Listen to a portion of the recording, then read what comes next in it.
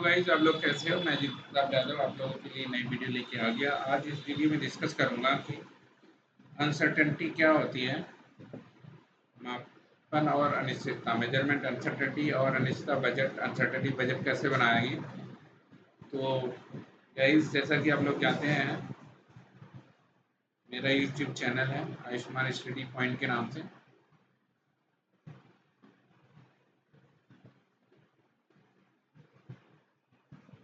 उस पर क्या है, 500 से ज़्यादा वीडियो अपलोडेड हैं और वो सारी वीडियो के ऐसे ही हैं, नॉन मार्किंग से रिलेटेड हैं। और मेजरमेंट अनसर्टेनिटी की वीडियो पहले से और भी डाली गई हैं, लेकिन आज ये वीडियो क्या हिंदी में है और आपको काफ़ी, अगर इस वीडियो पे आप लोग बने रहें तो आपके क्या जो डाउट है मेजरमेंट अनसर्टेनिटी और अनसर्टेनिटी बजट से सारा ये डाउट क्लियर हो जाएगा। तो लेट्स स्टार्ट। तो आइए आइए मापन और अनिश्चितता, मेजरमेंट अनसर्टेनिटी और अनिश्चितता बजट, अनसर्टेनिटी बजट की हिंदी में विस्तार से समझते हैं। इसमें पार्ट 1 हम समझे मापन और अनिश्चितता की मूल बातें। मेजरमेंट क्या है, मापन क्या है। मापन सिर्फ एक संख्या नहीं है, मतलब हम जब भी कोई भी मेजरमेंट करते हैं तो पहला कंसेप्ट आता है कि हम किसी संख्या का मेजरमेंट कर रहे हैं या किसी राशि के सही मूल्य को का एक प्रयोगात्मक अनुमान है। क्योंकि कोई भी उपकरण पूरी तरह से सही नहीं है और कोई भी मापन प्रक्रिया निर्दोष नहीं है, इसलिए हमेशा एक संदेश, डाउट की डिग्री बनी रहती है। इसी डाउट को क्या बोलते हैं, अनसर्टेनिटी। मापन सिर्फ एक संख्या नहीं है, यह किसी राशि के सही मूल्य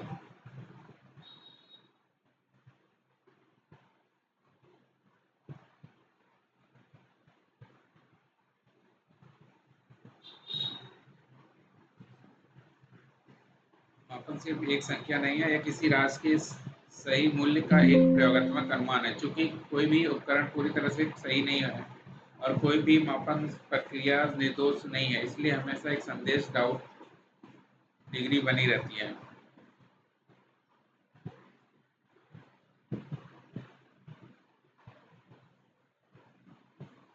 अनसर्टेनिटी क्या है? अनिश्चितता उस संदेश का एक संख्यात्मक सांख्यिकीय माप है। यह हमें वह रेंज सीमा बताती है कि जिसके भीतर हमें विश्वास होता है कि राशि का सही मूल्य मौजूद है। यह कोई गलती, एरर नहीं है, यह मापन प्रक्रिया का एक अभिन्न अंग है। अनसर्टेनिटी क्या है? अनिश्चितता उस संदेश का एक असंख्यात्मक सांख्यिकीय माप है। यह हमें वह रेंज सीमा बताती है जिसके भीतर हमें विश्वास होता है कि राशि का सही मूल्य मौजूद है। यह कोई गलती, एरर नहीं है, यह मापन प्रक्रिया का एक अभिन्न अंग है। मुख्य विचार: अनिश्चितता के बिना कोई भी मापन अधूरा है। गलत तरीका: लंबाई 10 सेंटीमीटर है, सही तरीका लंबाई 10.5 सेंटीमीटर प्लस माइनस 0.2 सेंटीमीटर है। प्लस माइनस 0.2 सेंटीमीटर अनिश्चितता है। इसका मतलब है कि हमें विश्वास है कि सही लंबाई 10.3 सेंटीमीटर और 10.7 सेंटीमीटर के बीच है। अनिश्चितता के प्रकार: टाइप्स ऑफ अनसर्टेनिटी।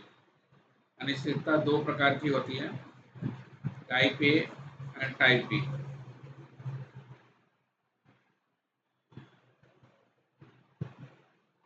अनिश्चितता मोटे तौर पर दो श्रेणी में बांटा गया। टाइप ए अनिश्चितता सांख्यिकीय विधियों द्वारा मूल्यांकन। यह अनिश्चितता मापन को कई बार दोहराकर और परिणामों में होने वाले बदलावों को विश्लेषण करके निर्धारित की जाती है। टाइप ए का स्रोत: यादृच्छिक उतार चढ़ाव, जैसे हर बार स्केल को थोड़ा अलग अलग तरीके से पढ़ना, वातावरण में छोटे बदलाव करना। इसका अनुमान आमतौर पर कई बार लिए गए रीडिंग के माध्यम औसत का मानक विचलन, स्टैंडर्ड डेविएशन निकाल कर लगाया जाता है। उदाहरण: एक मेज की लंबाई 5 बार मापने पर आपको यह मान मिलते हैं: 120.1 सेंटीमीटर, 120.3 सेंटीमीटर, 119.8 सेंटीमीटर और 120.2 सेंटीमीटर, 120.0 सेंटीमीटर। इन मानकों के फैलाव से टाइप ए अनिश्चितता का पता चलता है। टाइप बी अनिश्चितता अन्य साधनों द्वारा मूल्यांकन। यह अनिश्चितता एक ही माप या अन्य जानकारी, जैसे उपकरण का मैनुअल के आधार पर निर्धारित की जाती है ना कि दोहराव से। इसमें वैज्ञानिक निर्णय, अनुभव की जरूरत होती है। स्रोत, उपकरण का रेजुलेशन। तो टाइप बी अनसर्टेनिटी का स्रोत क्या है? उपकरण का रेजुलेशन। एक रूलर का सबसे बड़ा निशान जैसे 1 मिलीमीटर। उपकरण का कैलिब्रेशन, उपकरण की रीडिंग में एक ज्ञात अपसेट या ड्रॉप। ऑपरेटर का पूर्वाग्रह, ऑपरेटर बायस, ऑपरेटर का स्केल को लगातार ज़्यादा कम पढ़ने की प्रवृत्ति। पर्यावरणीय स्थितियाँ, तापमान, आर्द्रता आदि जो पूरी तरह नियंत्रित नहीं है। उदाहरण, एक डिजिटल थर्मामीटर की रेजुलेशन 0.1 डिग्री सेल्सियस है। भले ही वह हर बार एक ही मान दिखाए, लेकिन उसकी रेजुलेशन के कारण अनिश्चितता शून्य नहीं है। भाग 2, अनिश्चितता बजट। अनसर्टेनिटी बजट कैसे बनाएं? एक अनिश्चितता बजट एक व्यवस्थित प्रक्रिया है जिसमें मापन को सभी महत्वपूर्ण अनिश्चितताओं के स्रोतों की पहचान की जाती है, उन्हें मापा जाता है और फिर उन्हें जोड़कर कंबाइन करके मापन की एक अंतिम समग्र अनिश्चितता प्राप्त की जाती है। यह एक वित्तीय बजट की तरह है, लेकिन संदेह के लिए चरण मार्ग का एक उदाहरण के साथ। मान लीजिए हम किसी एक छोटी बेलनाकार धातु की छड़ का आयतन वॉल्यूम मापना चाहते हैं। सूत्र वॉल्यूम और सिलेंडर के लिए फॉर्मूला है pi v equal to pi are square h. हमें आर त्रिज्या ज्ञात करने के लिए ऊंचाई h और व्यास d को मापने की जरूरत है। आर इक्वल टू होता है डी बाई टू। आर मतलब रेडियस, रेडियस होता है डायमीटर अपॉन 2। अगर हम रेडियस का डायमीटर का आधा करते हैं तो उसका आपका क्या आता है? रेडियस आता है। आर, आर मतलब त्रिज्या, इसको रेडियस बोलते हैं इंग्लिश में। हाँ, एच मतलब हाइट, ऊंचाई, डी मतलब व्यास। तो उपकरण हमने क्या, कौन सा उपकरण यूज किया है? ऊंचाई और व्यास मापने के लिए एक डिजिटल कैलिपर। इससे स्पेसिफिकेशन के अनुसार रेजुलेशन इसके क्या है? 0.0 मिलीमीटर।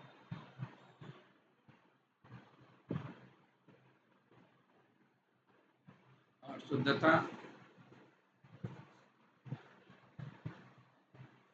ऊंचाई और व्यास मापने के लिए डिजिटल कैलिपर, इसका रेजुलेशन स्पेसिफिकेशन के अनुसार है। रेजुलेशन 0.1 मिलीमीटर, शुद्ध एक्यूरेसी प्लस माइनस 0.02 सेंटीमीटर है।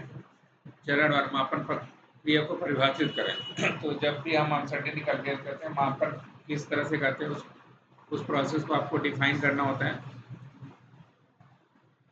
तो हम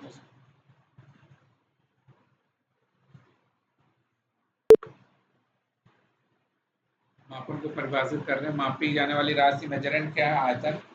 मॉडल क्या है? v equal to n into D by two square R, pi are square H. V pi की जगह डी बाई टू, आर की जगह डी बाई टू होता है, pi are square H. Volume of cylinder होता है पाई आर स्क्वायर एच। तो R की जगह हमने डी बाई टू लिया है, डी बाई टू, आर की जगह डी बाई टू भी लिख सकते हैं। तो volume of cylinder equal to होता है pi multiplied by r square multiplied by h. तो हमने आर की जगह डी बाई टू लिखता है। तो रेडियस डायमीटर का आधा होता है, आपको अंडरस्टूड है। अगर आप भी मैथमेटिक्स के स्टूडेंट होंगे तो ये बात आपको पता होगी। पाई की वैल्यू 22/7 लेंगे। प्रक्रिया, सिलेंडर की ऊंचाई और व्यास डायमीटर डिजिटल कैलिपर से प्रत्येक का 10 बार मापन करें। तो हम क्या, उसका डायमीटर 10 बार मेजर करेंगे। अनिश्चितता के स्रोत की पहचान करें। दूसरे चरण में हम क्या करें? अनिश्चितता के स्रोत की पहचान करेंगे।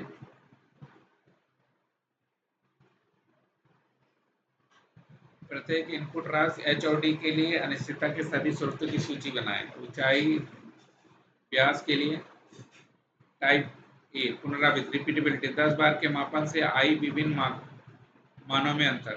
टाइप बी रेजुलेशन, कैलिपर की सीमित रेजुलेशन 0.01 मिलीमीटर है।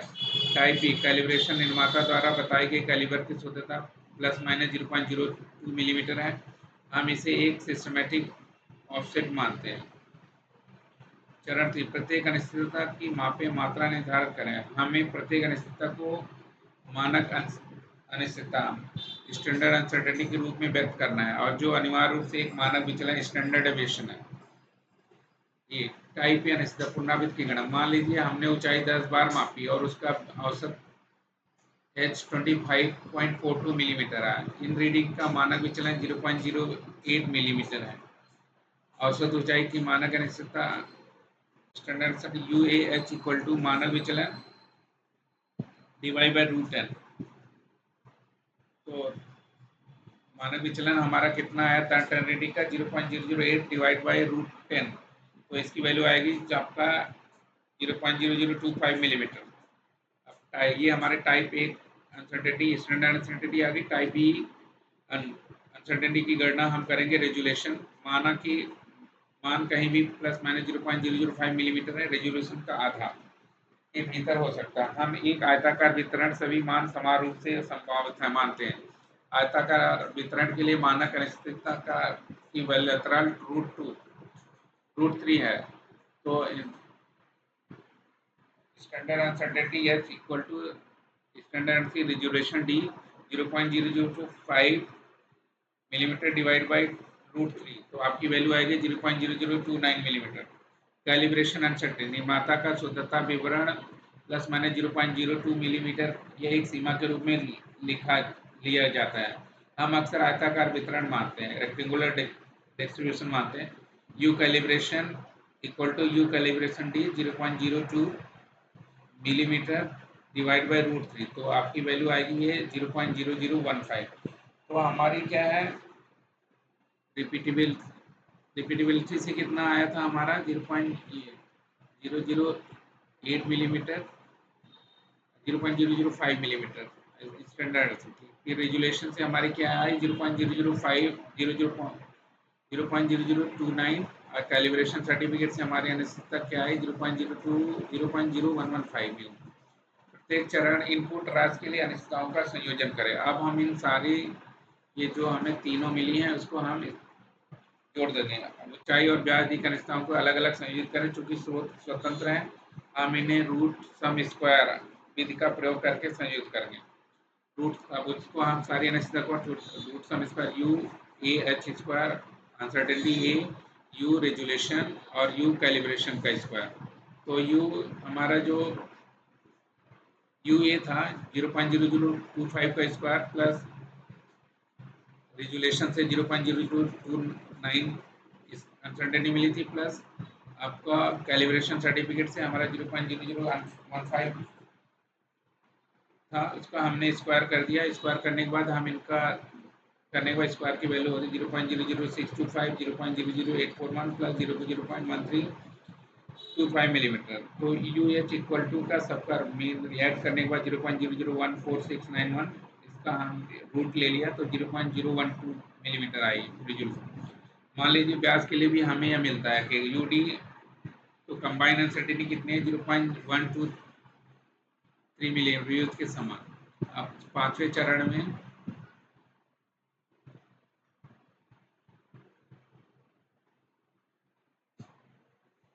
आयतन बी के लिए संयुक्त मानक अनिश्चितता यू की गणना करें।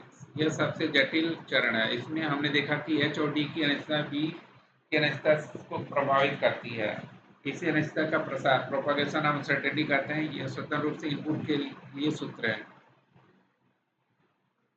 तो u b equal to root d b a h square into u h square plus delta b a d square plus u d square, जहाँ डी बी डी एच और डी बी संवेदनशीलता गुणांक sensitivity coefficient है। ये बताते हैं कि H और डी के बदलने पर बी कितना बदलेगा। फिर नॉमिनल वैल्यू की गणना मान लें h equal to 25.4 millimetre d 10.10 millimetre, इसलिए आर 5.5 मिलीमीटर होगा। तो b equal to r pi equal to r का स्क्वायर आर की वैल्यू कितनी है हमारा 5.05 स्क्वायर मल्टीप्लाइड बाई 22.4। तो इसकी वैल्यू आएगी 203654 मिलीमीटर क्यूब। संवेदनशीलता गुणांक की गणना del b del h pi are square pi multiplied by 5.05 equal to 88.12 millimetre से। यह बड़ा है मतलब बी एच में बदलाव के प्रति संवेदनशील है। Del b del d pi r h pi multiply 5.25.42 equal to 03.4 metre में। यह और भी बड़ा है मतलब बी डी त्रिज्या में बदलाव के प्रति और भी अधिक संवेदनशील है। सूत्र लागू करें u c v root 88.1 square plus multiplied by 0.121 का square plus 4083 square multiplied by 0.0123 का स्क्वायर। तो आप इसको सॉल्व करेंगे तो आपकी वैल्यू आ जाएगी यूसी की वैल्यू इक्वल टू 5.05 मिलीमीटर। चरण 6 विस्तारित अनिश्चितता एक्सपेंडेड अनिश्चितता यू की गणना। संयुक्त मानक अनिश्चितता यू भी लगभग 68% आत्मविश्वास स्तर एक मानक विचलन की तरफ वाला एक अंतराल बताती। उच्च आत्मविश्वास स्तर आमतौर पर 95% प्राप्त करने के लिए हम एक कवरेज फैक्टर के से गुणा करते हैं।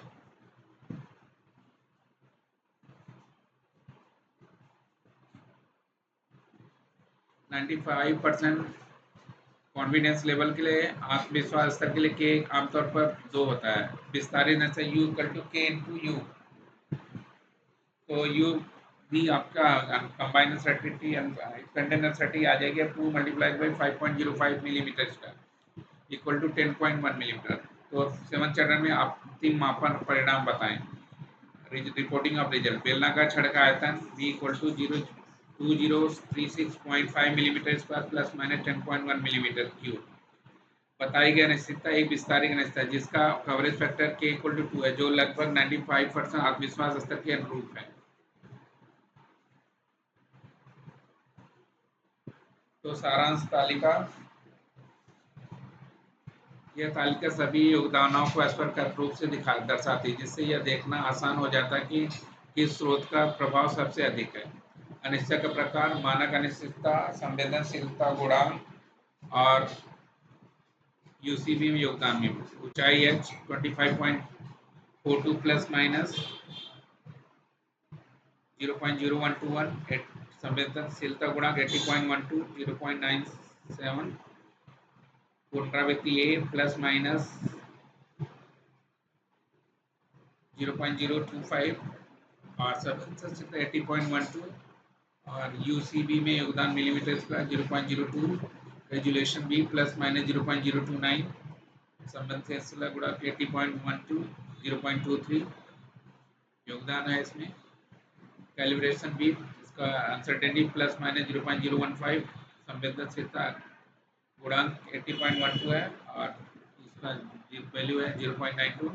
ब्याज डी 10.10 प्लस माइनस 403.0 0.013 संवेदनशीलता गुणांक 403.4 4.96 पुनरावृत्ति ए का 0.027। तो और ये संयुक्त मानक अनिश्चितता 5.05 विस्तारित 10.1 के। तो बजट से यह निष्कर्ष ब्याज बजट के मुख्य से ब्याज की अनिश्चितता का अंतिम आयतन की अनिश्चितता पर ऊंचाई की तुलना में बहुत अधिक प्रभाव पड़ता है। ऐसा इसलिए है क्योंकि आयतन ब्याज के प्रति अधिक संवेदनशील है। संबंधित संवेदनशीलता गुणांक 403.4 बनाम 80.12 है। यदि आपको मापन में सुधार करने की आवश्यकता है तो आप अपना ध्यान ब्याज के अधिक सटीक मापन पर केंद्रित करें जिससे उच्च गुणवत्ता वाला कैलिपर अनिश्चितता बजट की शक्ति यही है। यह आपको अभी आपकी मापन प्रणाली के सबसे महत्वपूर्ण हिस्सों का मार्गदर्शन करती है। तो गाइस ये वीडियो आपको अच्छी लगी तो प्लीज़ लाइक एंड सब्सक्राइब जरूर करें। जय हिंद जय भारत।